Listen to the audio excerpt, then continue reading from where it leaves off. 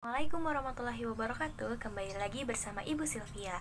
Nah, seperti biasa, hari ini kita akan belajar mengenai tahapan dan proses siklus air. Nah, salah satu unsur penting dalam lingkungan ini adalah air. Air ini sangat diperlukan bagi kehidupan di bumi. Nah, apa saja ya manfaat air? Nah, fungsi air.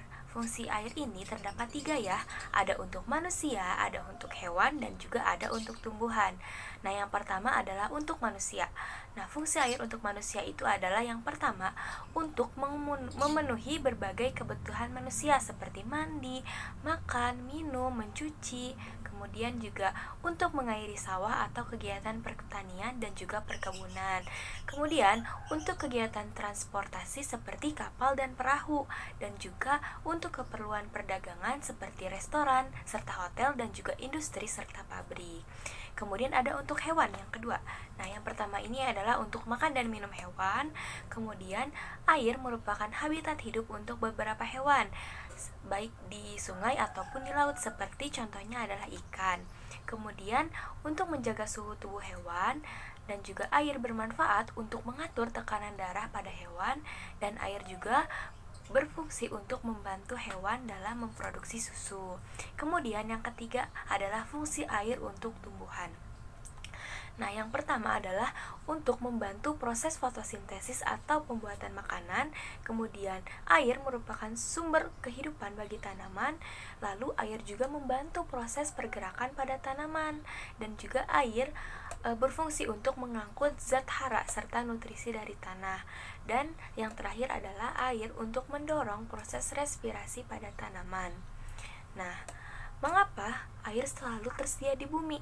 Air selalu tersedia di bumi karena air mengalami siklus. Nah, siklusnya ini disebut dengan siklus air.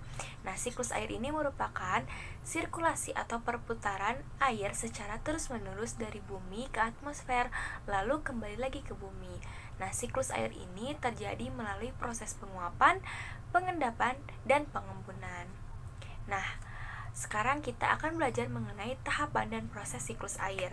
Nah, yang pertama di sini adalah air di laut atau air di sungai ataupun air di danau ini menguap akibat panas dari sinar matahari. Nah, proses penguapan ini disebut dengan evaporasi. Nah, tumbuhan juga mengeluarkan uap air ke udara. Uap air dari permukaan bumi naik dan berkumpul di udara. Nah, lama-kelamaan udara ini tidak dapat lagi menampung uap air atau jenuh. Nah, proses ini disebut dengan presipitasi atau pengendapan. Nah, ketika suhu udara turun, uap air ini akan berubah menjadi titik-titik air. Nah, titik-titik air ini membentuk awan, dan proses ini disebut kondensasi atau pengembunan. Nah, selanjutnya titik-titik air yang sudah ada di awan ini akan turun menjadi air hujan. Nah, air hujan ini akan turun di darat maupun di laut.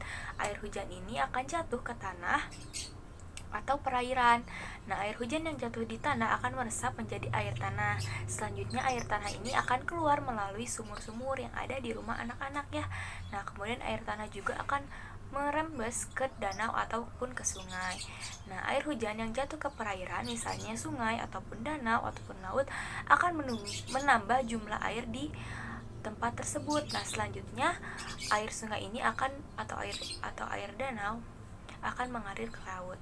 Nah, namun sebagian air di sungai dapat menguap kembali seperti tadi proses yang pertama. Nah, air sungai ini yang menguap membentuk awan bersama dengan uap air dari air laut dan tumbuhan. Nah, proses ini pun akan terulang lagi secara terus-menerus. Nah, mungkin cukup sekian yang dapat disampaikan oleh Ibu Sylvia dalam pembelajaran hari ini. Nah, selanjutnya anak-anak akan belajar bersama Bapak Arya tentang pengaruh siklus air terhadap makhluk hidup. Sampai jumpa. Terima kasih. Wassalamualaikum warahmatullahi wabarakatuh.